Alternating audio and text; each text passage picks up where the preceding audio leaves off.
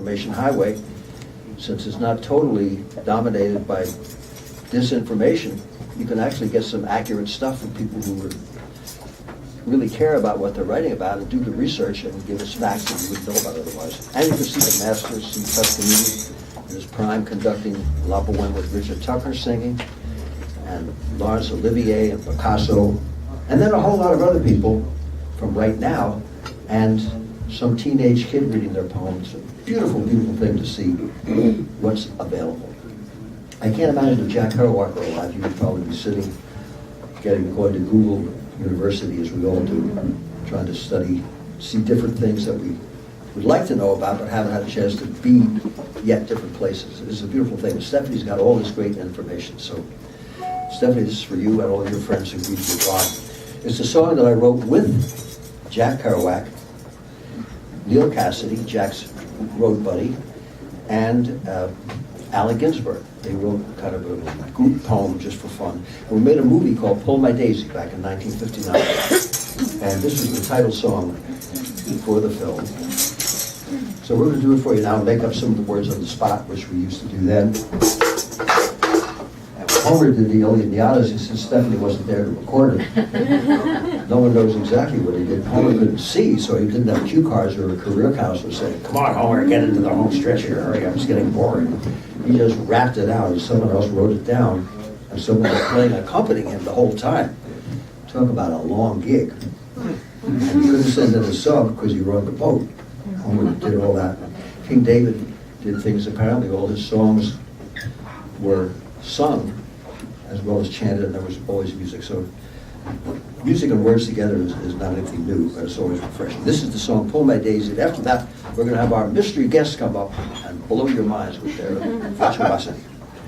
Pull My Daisy from the little-known film of the same name.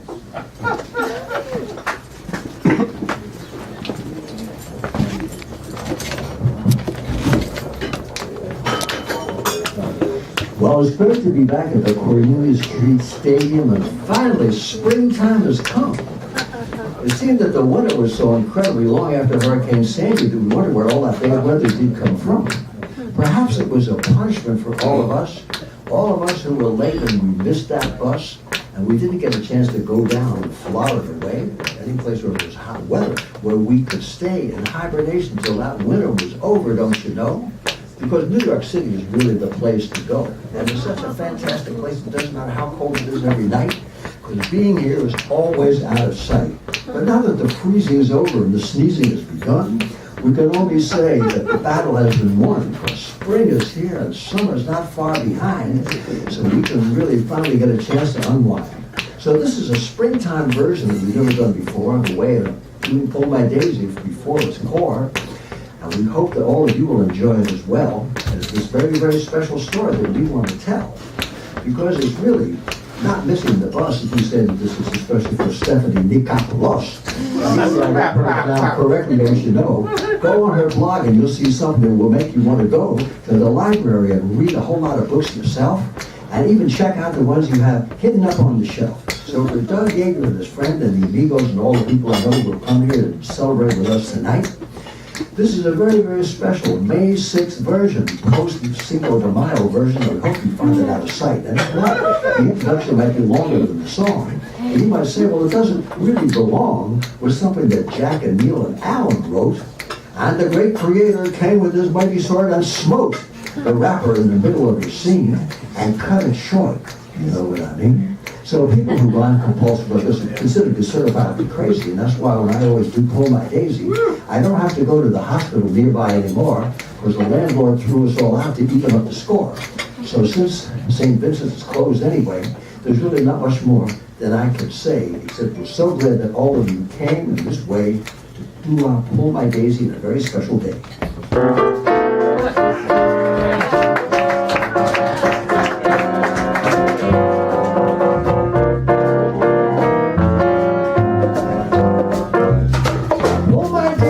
Took my cup, all the doors are open. Half are coconuts, all my eggs are broken. Hot my heart, so heart my life. Sheriff's smoke is steady, Hip my angel heart, my life, lay on the needing. Heart my heart, son, heart my life, Sarah's hold me steady. Hip my angel heart, my life, lay on the needing. Well, when Jack and Neil and Al and I wrote this song way back in 1959, never thought we'd make her at Cornelia Street Stadium in the year 2013 with all of you feeling so fine. I want to thank all of you for coming out here tonight. Day is barely out of sight. You get glad to know that I don't have anything more to say, because we got a young man here who can really play his amazing grace. He could do it on the face. I bring a smile to every face. Let's let Randy put him in his place.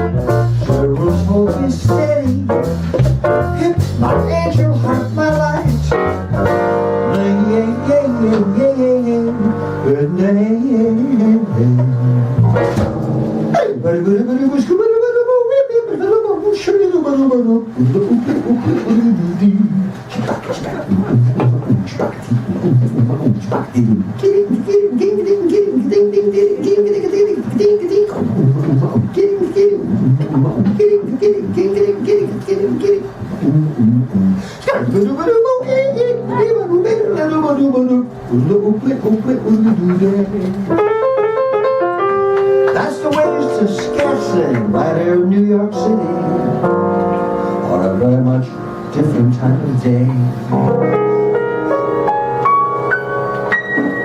Since Jack came from Lowell, Massachusetts, an old-built town where everybody was a French Canadian immigrant like his family was, word from dawn went all around. And his father, Leo, only spoke French at home, said, Mon cher Jacques, si tu travailles ici dans un factory comme ta mère toute la vie, c'est vraiment dommage, il faut partir et aller à New York City, you dig. So Jack, taking that advice of saying he would have to spend all his life working in a factory like his mother did, used not only his football genius because he was a prize player, but also his intellect, which was surprisingly big. And he got a scholarship for athletics English language. That prestigious Horace man. It seemed like a miracle that some young fellow from Lowell, Massachusetts could do that best that he possibly can. And then he got another scholarship to prestigious Columbia U. And the third week of football practice with the great coach Lou Little broke his leg and knew that his football career playing for the time being was through. So he knew what was going down, and he split town and went all different kinds of places, went out to sea, had about 15 types of day jobs. Kept coming back to New York City, but he knew that was the place to be. And finally, way down in Florida, after George Johnson said $30 a week to take the Greyhound bus to come up to New York City, in case the mighty New York Times gave the book any kind of review. Fortunately, the great Orville Prescott was out of town on the third string player. Gilbert Millside took his place, and he actually read the book and dug it and knew what to do. And he gave it an incredible write-up, and all the people were so pathologically jealous. I don't really have to tell all of you, except that all those who work 2 day jobs so that their child could be the next great American author, or instead have this guy in a lumberjack and hang out with everybody who seemed like the all-American boy and treated celebrity and all that wasted stuff just like a toy. So offended to the Eastern Seaboard establishment that Truman Capote, in spite of those great books that he wrote, went on television in his white coat and said it wasn't writing, it was typing. And now Truman Capote's Seymour Hoffman's incredible impersonation of him winning an Oscar is still up in heaven in the same white coat, complaining and griping. Because he said that wasn't writing, it was only typing. So pathological jealousy aside, which is only human nature, but you don't have to go in that ride. You can take a page from Jack's books and Dostoevsky and Homer and all the other great artists of history too. And know that it's always the beginning and when the day is through. Just to try to be kind and beatific to every single person who crosses your path each and every day. And that wasn't any kind of generation negative, sourpuss, marquee, decide, punk rock, postmodern slop, but rather just the old 10,000-year-old from the Lascaux cave paintings way. So for everyone here who would like to hear the Amigos sing and do their thing, I'm happy to say the song is almost through. So the final thought for all of you is whether you want to write, paint, play, sing, or get up your rototillers now and cultivate the garden in your window box by your fire escape since it's finally spring. In the interests of good taste and spontaneity, let's all pull our day